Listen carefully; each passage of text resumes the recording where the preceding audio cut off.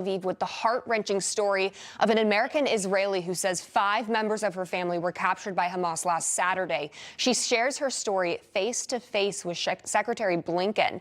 And Daniel Cohen has it for us this morning. Daniel, good morning. Thank you for being here. Of course, Christina, and good morning, everybody. First, I have to tell you, this story is personal because the woman that you're about to meet, her name is Abby Owen, is my neighbor. Our kids met at the park outside of our houses. They do sleepovers together. Our families meet for dinner. You can understand we do life together, go to concerts, things like that.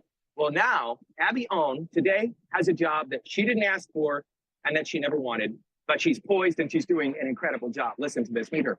Owen is the lead spokesman for the 97 families here in Israel with loved ones who were kidnapped by Hamas. We spoke this morning in the park that I was just telling you about. We're going to have that video for you.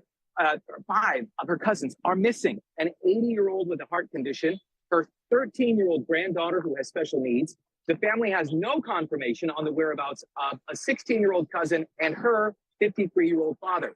They were taken from a kibbutz on the Gaza border, invaded by terrorists who did awful things I know you've heard about, but they threw smoke grenades and try to fight their way inside. People have shelters inside their homes called a mamad.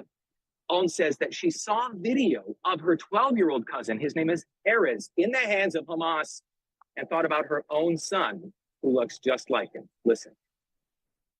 I have a 12-year-old son at home, so this, I think, is every parent's worst nightmare. And it feels like we're living in a horror movie. I think as Americans, we think about this as the Israeli-Palestinian issue, and I think this is terror. They are civilians, they are sick, they are wounded, they are elderly, and they are children with special needs. I'm not sleeping, but I choose hope and I choose optimism because that is the only way to keep going in this, and I think we keep going. That is the DNA of the Jewish people and the DNA of the Israeli people, and that is my choice. Wow. Yesterday, Owen met with Secretary Blinken and those other families that you saw and urged him to pressure Hamas into creating a diplomatic solution to freeing the hostages.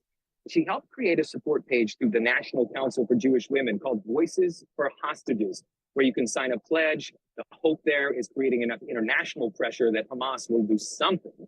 She knows of hostages that are suffering. One medic, apparently, she told me about, who had his arm blown off and fighting and then wrapped his own wound before he was kidnapped and taken into Gaza.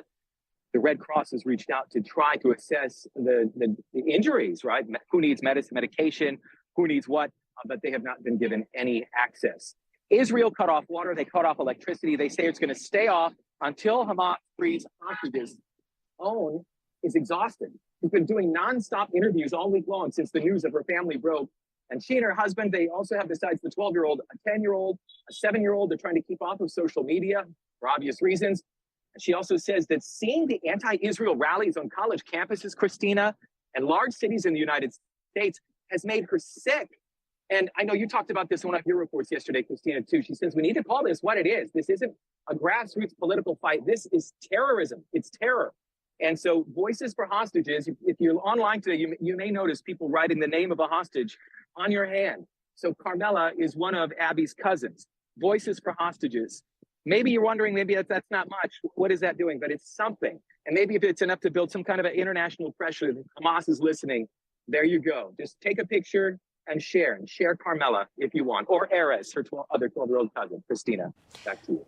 Daniel Cohen, thank you so much. And I completely agree with you with the college campuses. It's these 18-year-olds who are self-righteous. They live in a land of privilege on these college campuses. They have no idea what's going on in the world, and it's absolutely despicable, the stance that they are taking right now, and all the repercussions that come to them are deserved. Imagine having a loved one and the terror, right? And then seeing other people celebrating, saying, Israel somehow was complicit or had it coming, or what they were doing caused this. It's sick. It's just sickening. Sick. Yeah, and you think about the rot on these campuses. Thank you, Christina. Daniel Cohen reporting live in Israel for us once again this morning. You think about the rot on these college campuses. This is not something that began on Saturday. This is a much larger issue that needs to be looked at very closely, because everybody that is in these colleges right now, the students, these are future leaders.